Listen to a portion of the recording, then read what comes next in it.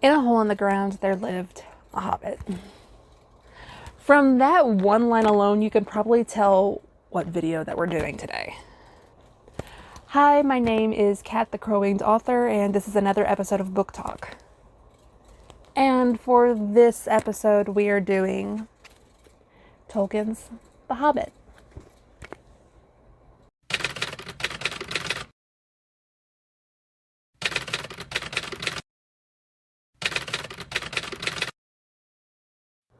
My beverage comes from a cup that I got from an anime convention, and it's got one of my favorite characters on it, so.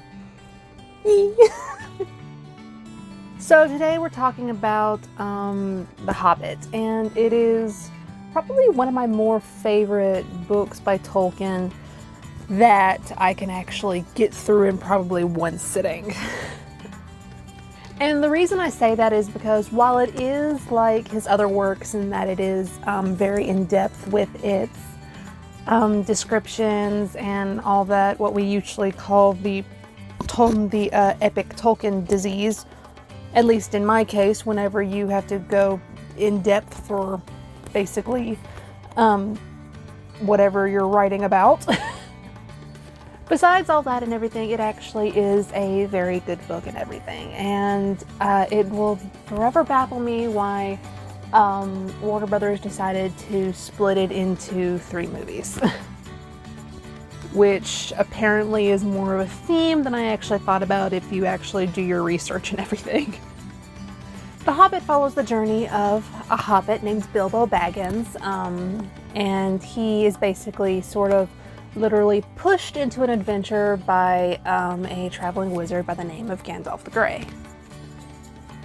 Along this journey, he makes friends with a company of 13 dwarves, all led by Thorin Oakenshield, who is wanting to take back his home of Erebor the Lonely Mountain. And of course, there are hijinks and shenanigans along the way. Definitely not of the Dungeons and Dragons kind, but there are dungeons and there are dragons, just none of the zany wits that usually come with a D&D campaign. One of my favorite characters is actually, it's very odd and everything because it's like, you sort of... Quick pause real quick because I had to show you what just fell off of my shelf and everything.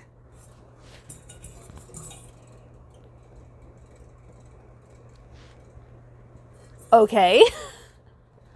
Do we have ghosts visiting us, or is that just Tolkien wanting to say that I should not have a main character a character that I like? Just gonna put this right here and just put the weirdness of that off for another day.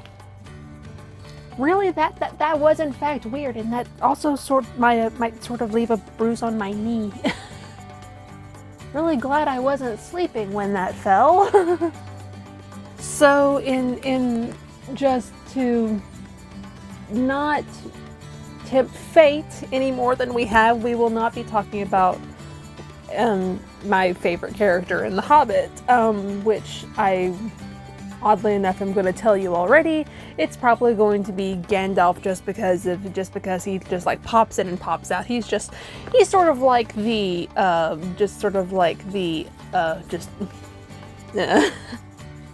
There's a funny video that I once saw. It was done by CinemaSins and everything when they were talking about The Hobbit and the entire Lord of the Rings franchise, and that the question was posed, is Gandalf just using the realms of Middle-earth as his personal playground and everything, and he just like moves the pieces where he wants to?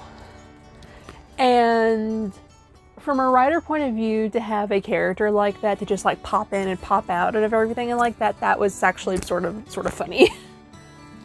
But Bilbo's journey and everything, it's sort of like, it does show his transformation from like having to go through having to basically go from a life of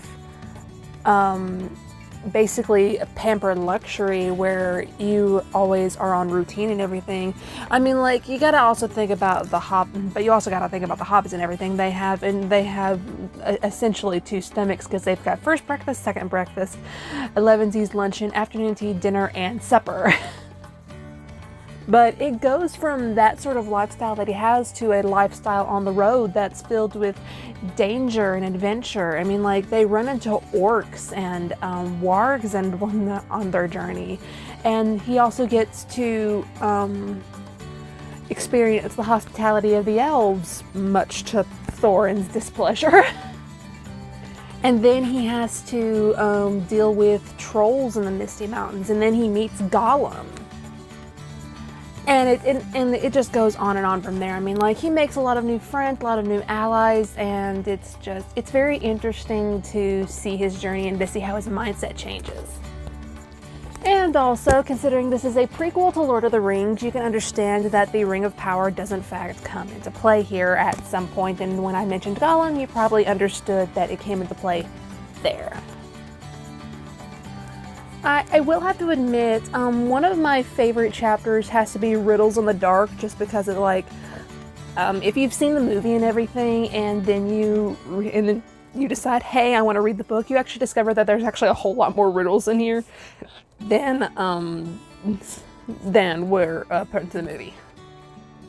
I'm so sorry, I've got the hiccups for some reason. It may be because of the Sprite that I'm drinking.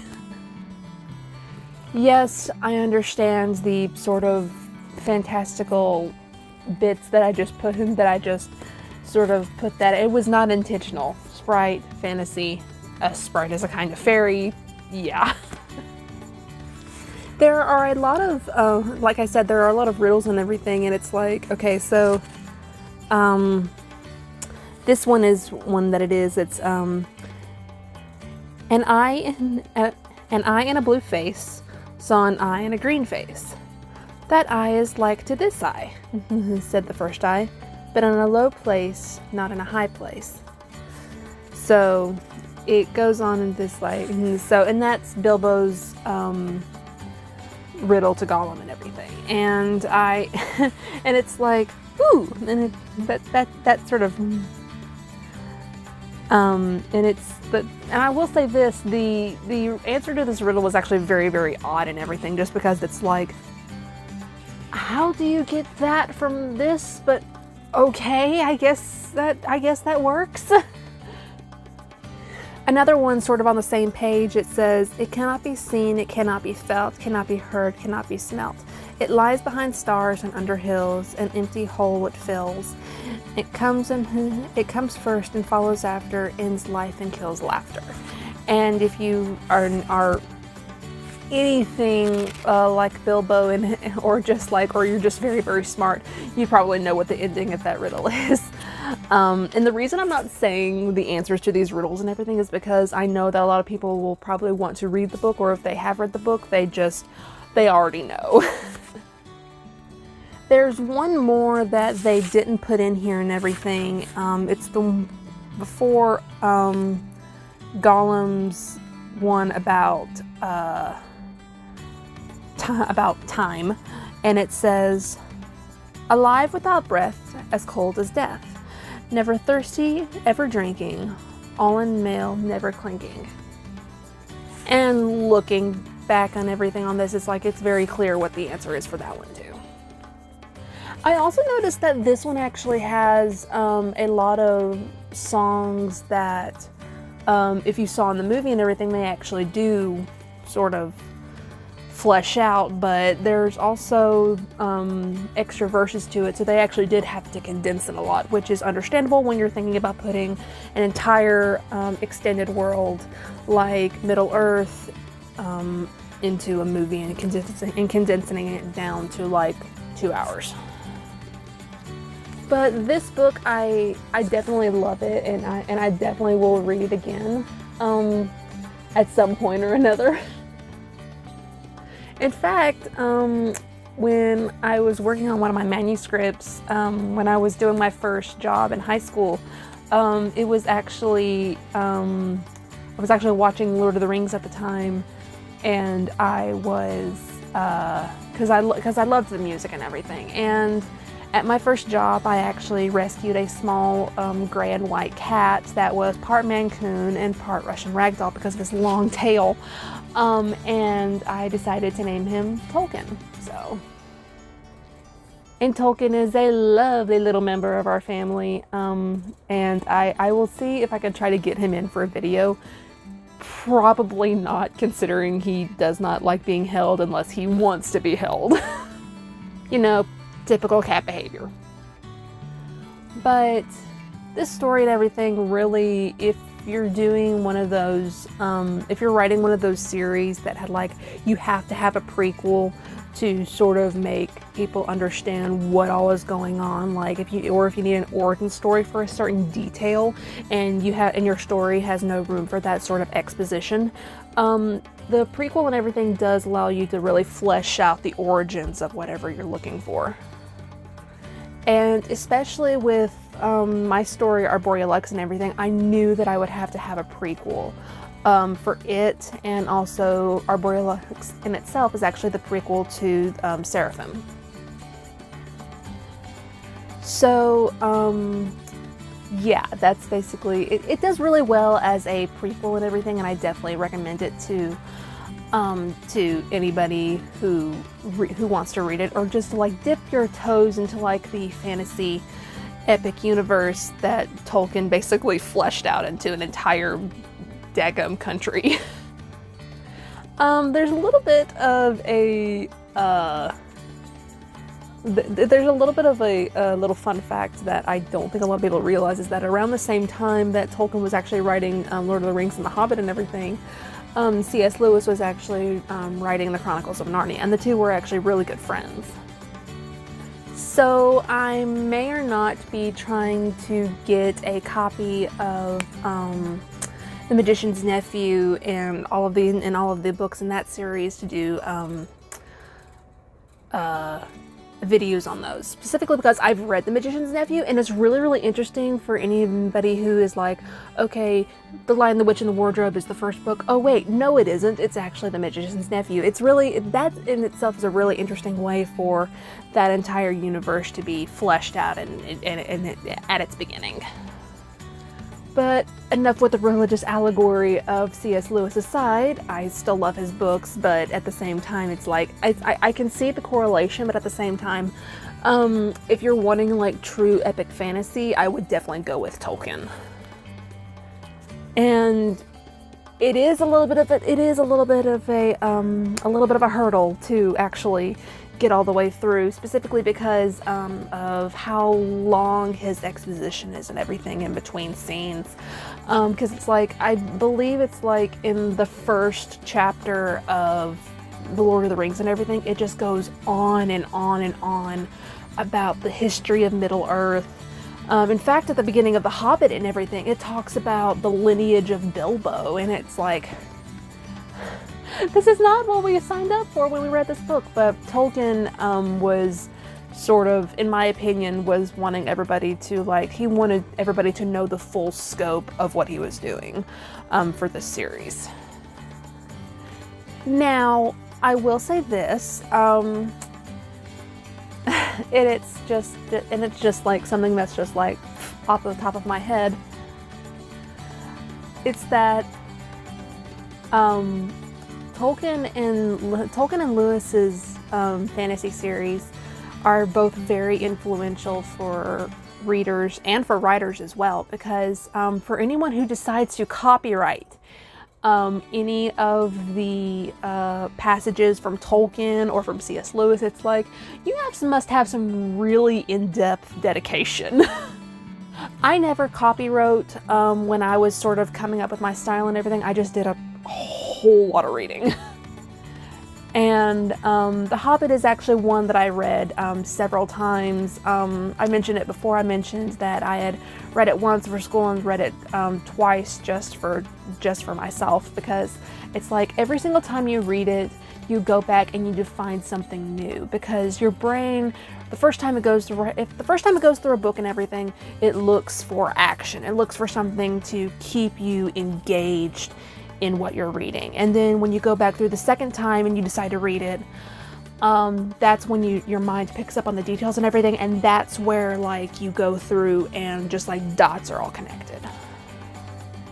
And I think that's true with whatever book you read, not just epic fantasy like Tolkien. I mean, like one series of books that's by Krista Lacey, all of his dragon books and everything, like The Fire Within, Icefire, Firestar, The Fire Eternal, and the 3 other books after that I didn't even know he wrote until I went to a bookstore one day.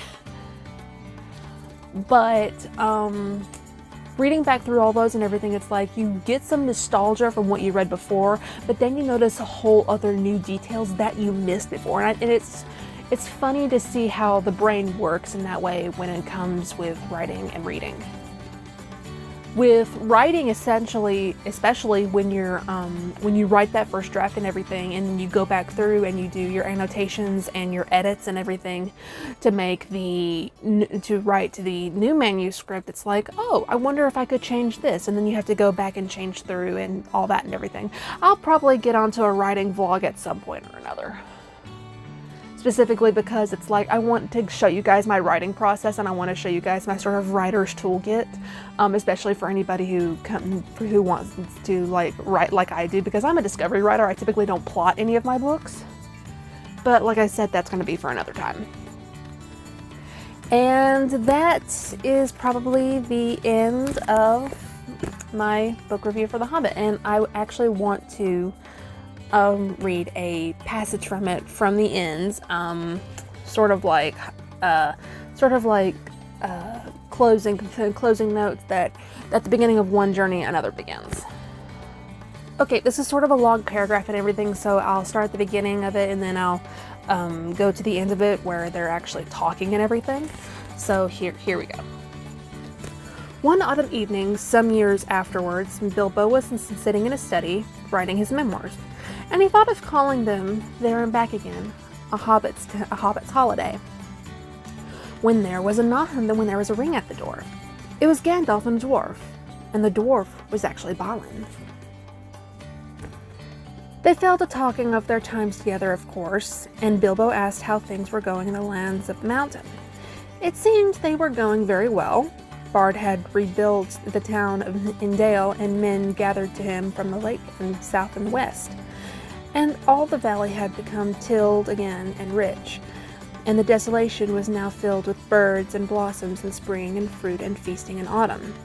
And Lake Town was refounded, and was more prosperous than ever, and much wealth went up and down the running river.